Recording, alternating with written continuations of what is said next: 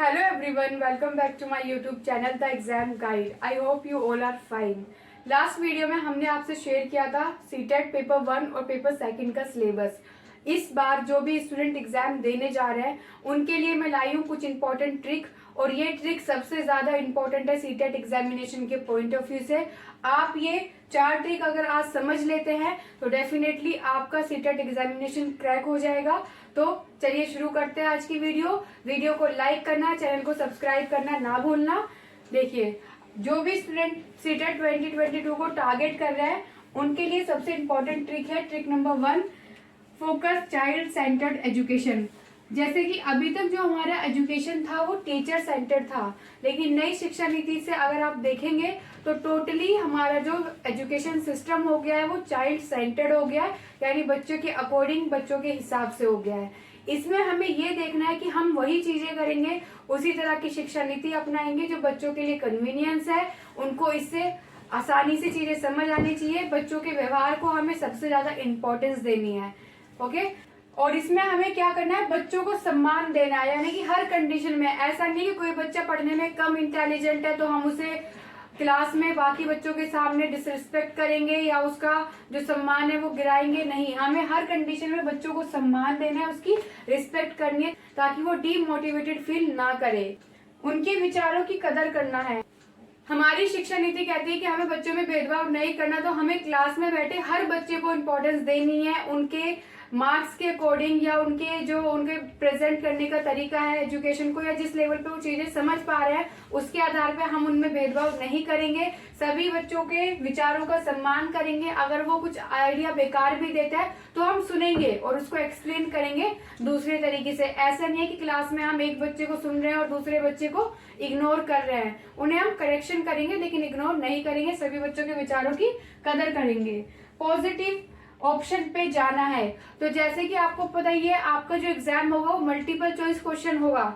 इसमें आप जब भी ऑप्शन सिलेक्ट करेंगे तो हम देखेंगे कि हमें पॉजिटिव ऑप्शन पे क्लिक करना है, यानी कि हमें नेगेटिव ऑप्शन की तरफ नहीं जाना है, जहाँ पे पीटना, मारना, रटाना, व्याकरण, कुछ ऐसे शब्दों का यूज होगा, वहां पे हम क्लिक नहीं करेंगे। हमारा जो फुल फोकस होगा वो इस बात पे होगा कि बच्चों के हिसाब से सबसे अच्छा क्या हो सकता है, उस ऑप्शन में बच्चों के अकॉर्डिंग सबसे अच्छा क्या होगा, यानी कि पॉजिटिव ऑप्शन पे जाना है, जहाँ पे बच्चों को बढ़ावा मिले, उनके विचारों की कदर हो, उन्हें सम्मान की निगाहों से दिया जाए, उनके एनवायरमेंट यानी पर्यावरण को सम्मान, उनके एनवायरमेंट और पर्यावरण को समझते हुए बच्चों की शिक्षा का आधार बनाया जाए। इन सब बातों पे हमें ध्यान देना है।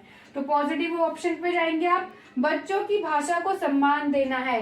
हर एक बच्चे की लैंग्वेज स्टैंडर्ड लैंग्वेज नहीं होती, चाहे वो हिंदी हो चाहे वो इंग्लिश हो, उसकी पारिवारिक भाषा उसके व्यवहार में आपको दिखने के लिए मिलेगी ही मिलेगी। तो हमें हर बच्चे की भाषा को क्या देना है, सम्मान देना है, बराबरी से उसको देखना है। किसी भी बच्चों को भाषा के आधार पर डिमोटिवेट या क्लास से अलग नहीं करना है। नेक्स्ट पॉइंट है हमारा, भेदभाव की भावना से बचना है।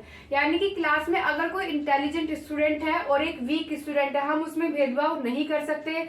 सभी का चैप्टर समझने का या स्टडी करने का एक लेवल होता है। हर स्टूडेंट का आईक्यू या बातें समझने का लेवल सेम नहीं हो सकता। तो हमें इस आधार पे कि जो स्टूडेंट इंटेलिजेंट है, जो नालायक है, भेदभाव नहीं करना है, हमें सबको इक्वल इंपॉर्टेंस देनी है। इनफैक्ट जो वीक है अपने सब्जेक्ट में उसे थोड़ी ज्यादा इंपॉर्टेंस देनी है, उसको समझाने की कोशिश करनी है, और कहाँ पे वो दिक्कत फेस कर रहा है उस बात को समझते हुए उसे दूसरे तरीके अपनाने पड़ेंगे शिक्षा के, जिससे उस स्टूडेंट को आसानी से समझ आ जाए। यानी कि हमें एक वीक स्टूडेंट और एक इंटेलिजेंट स्टूडेंट में कोई भी भेदभाव नहीं करना है। क्लास में इक्वलिटी हमेशा बनाए रखनी है, चाहे वो किसी भी तरह की हो। ठीक है। नेक्स्ट है, बच्चे के एनवायरमेंट के हिसाब से शिक्षण शैली अपनाएं। यानी हर एक स्टूडेंट का अलग वे होता है पढ़ने का। कुछ रटना पसंद करता है, कुछ समझना पसंद करता है, लेकिन हम सभी के अकॉर्डिंग तो शिक्षण शैली नहीं अपना सकते। लेकिन मैक्सिमम टाइम हमें कोशिश करना है कि हम ऐसी शिक्षण शैली अपनाएं जिससे सभी बच्चे आसानी से समझ सके। सबसे ज्यादा आसान तरीकों पे हमें ध्यान देना है, जो स्टूडेंट के अकॉर्डिंग आसान हो, चाइल्ड सेंटर्ड शिक्षा की तरफ बढ़ावा दे रहे हो। ठीक है। अब मैं आपको कुछ इंपॉर्टेंट वर्ड्स बताने वाली हूँ जो सबसे ज्यादा इंपॉर्टेंट है सीटेट एग्जामिनेशन के लिए, यानी कि पॉजिटिव वर्ड्स और नेगेटिव वर्ड्स। जहाँ पे भी आपको नेगेटिव वर्ड्स दिखेंगे आप उस ऑप्शन पे बिल्कुल भी नहीं जाएंगे, तो डेफिनेटली इनकरेक्ट ऑप्शन होगा। ठीक है।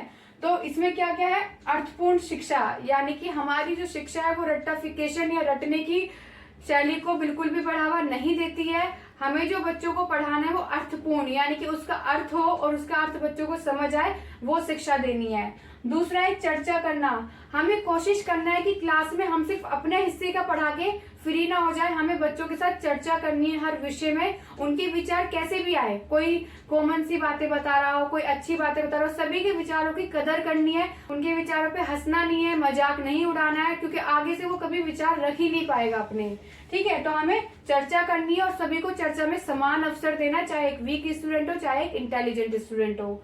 नेक्स्ट है गतिविधि। गतिविधि में हमें सिर्फ पेन और पेंसिल के हिसाब से बच्चों को नहीं पढ़ाना, हम कुछ गतिविधियां करके भी बच्चों को सिखा सकते हैं, यानी कि प्रैक्टिकल नॉलेज भी होती है, जिससे बच्चा सबसे ज्यादा जल्दी सीखता है।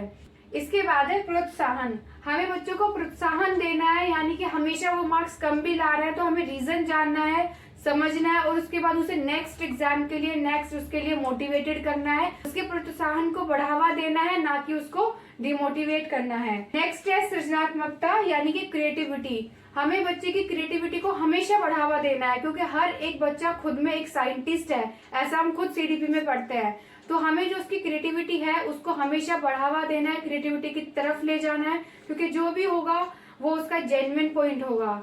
नेक्स्ट आपके पास होगा समान अवसर देना, यानी कि सेम क्लास में जितने भी विद्यार्थी हैं हमें सभी को समान अवसर देने हैं। किसी एक को ज्यादा रेफरेंस और किसी दूसरे को कम रेफरेंस नहीं देना है। सभी को बोलने का, चर्चा करने का, गतिविधियों में शामिल होने का समान अवसर देना है। नेक्स्ट है कारण का पता लगाना। तो हमें ये जानना है कि बच्चा क्लास में क्यों अच्छा परफॉर्म नहीं कर पा रहा है, वो कहाँ पे विषय को समझने में प्रॉब्लम फेस कर रहा है, किस तरह की दिक्कतें उसको आ रही हैं, क्या वो इस शिक्षण शैली से समझ पा रहा है या नहीं पा रहा है। इसमें हम पता लगाएंगे कि बच्चे को कहाँ पे पढ़ने में समस्या आ रही है।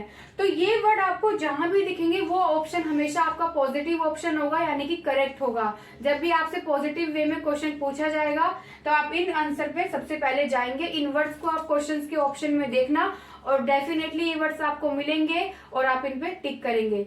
नेक्स्ट है जिस ऑप्शन पे हमें गलती से भी नहीं जाना है, यह है नेगेटिव वर्ड। जहां जहां ये वर्ड आ जाए उसको बिल्कुल ही नेगेटिव ऑप्शन समझना, उस पे आप नहीं जाएंगे, क्योंकि हमने अभी तक पढ़ा इन्हीं तरीकों से है, इसलिए हमें कई बार यही ऑप्शन सही लगता है, बट हमारी शिक्षा नीति के अकॉर्डिंग ये ऑप्शन बिल्कुल गलत है। कौन कौन से है? केवल, यानी कि आपको लिमिटेड चीजों पे नहीं जाना, यानी केवल ऐसे ही पढ़ाइए, केवल ऐसे कर सकते हैं। केवल वर्ड आपको जहां दिखेगा वो ऑप्शन बिल्कुल ही खराब है, गलत है। दूसरा वर्ड है हमारा रटना या रटाना। हमें बच्चों को इस शिक्षण शैली से बिल्कुल दूर रखना है, यानी कि हमें बच्चों को रटाना नहीं है। ऐसा नहीं है कि एग्जामिनेशन आने वाला है तो उनको रटाएं और उनको बस जस्ट नंबर अच्छे आने चाहिए इसलिए हम इस गतिविधि पे जाए, नहीं। हमें कोशिश करनी है कि बच्चा जितना भी पढ़े समझ के पढ़े, लिख के पढ़े। तो जब भी ये रटने रटाने वाला ऑप्शन आपके क्वेश्चंस में आएगा, आपको उस ऑप्शन को क्लिक नहीं करना है, क्योंकि वो गलत होगा हमेशा। व्याकरण, आज तक हम सभी भी व्याकरण से पढ़ते आए, सेम अगेन हमें व्याकरण वाले ऑप्शन पे नहीं जाना है, क्योंकि व्याकरण एक फॉर्मुलाइज्ड होता है, यानी कि फॉर्मूलों के आधार पे होता है। तो फिर से वहां पे हम नहीं जा सकते, क्योंकि फॉर्मूले जब आएंगे तब बच्चा फिर से रटेगा, उसका अर्थ नहीं समझेगा। तो हमें व्याकरण वाले ऑप्शन पे भी नहीं जाना है। मात्र, बस, ही, यानी कि जहां जहां आपको ये शब्द दिखेंगे उस ऑप्शन पे आप नहीं जाएंगे, क्योंकि ये एक लिमिटेड चीजें कर देता है। यानी मात्र शब्द से ही आप समझ रहे हैं कि यहाँ पे चीजें लिमिटेड हो रही है, तो हमें लिमिटेड ऑप्शन पे कभी भी नहीं जाना है। नेक्स्ट वर्ड है सजा। सजा, हम कभी बच्चों को सजा नहीं दे सकते हैं, क्योंकि मारना पीटना इससे बच्चा कभी भी कुछ सीखता नहीं है। तो जहां भी आपको ये वर्ड दिखेगा ये भी हमारा नेगेटिव ऑप्शन होगा। नेक्स्ट है हतोत्साहित, यानी कि बच्चे को हमें डीमोटिवेट नहीं करना है। लाइक क्लास में बहुत सारे स्टूडेंट है, हमने टेस्ट चेक किया, टेस्ट चेक करने के बाद जिसके ज्यादा नंबर आए हमने उसको बहुत ज्यादा प्रोत्साहन दिया, उसकी बड़ाई की, और जिसके कम नंबर आए उसको हमने 50 बच्चों के बीच में डिमोटिवेटेड किया।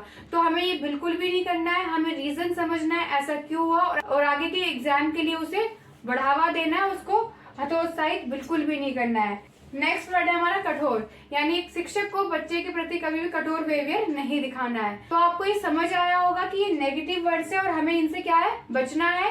जहां भी ऑप्शन में आए हमें इससे दूर रहना है और हमारे जो पॉजिटिव वर्ड्स है इनकी तरफ हमेशा हमें जाना है, अगर क्वेश्चन पॉजिटिव वे में पूछा गया है। आई होप आपको ये वीडियो समझ आई होगी। ये 3 से 4 ट्रिक जो मैंने आपको बताई हैं आपके एग्जाम पॉइंट ऑफ व्यू से सबसे ज्यादा इंपॉर्टेंट है। 60 to 70 क्वेश्चंस ऐसे आते हैं जिनमें इन सब चीजों पे ध्यान रखना होता है। पैडागोगिकल इशू हो गई या नई शिक्षा नीति हुई या सीडीपी हुआ, उनमें इन सब बातों का बहुत ज्यादा जिक्र होता है और इससे आप आसानी से अपने क्वेश्चन सॉल्व कर पाएंगे बिना किसी कंफ्यूजन के। Thank you for watching, keep supporting. Channel को सब्सक्राइब करें, वीडियो को लाइक एंड शेयर करें।